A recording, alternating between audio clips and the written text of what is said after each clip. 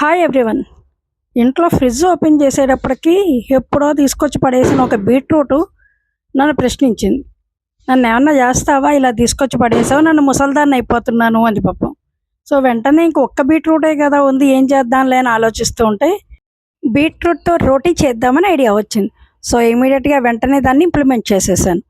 ఎప్పుడూ ఒకే రకంగా తినే రోటీస్ కన్నా పుల్కాస్ కన్నా ఇలా చేస్తూ ఉంటే హెల్త్కి హెల్త్, మన సరుకు వేస్ట్ అవ్వదు, కొంచెం వెరైటీగాను అనిపిస్తుంది, మోస్ట్లీ కలర్ఫుల్గా కూడా అనిపిస్తుంది కదా.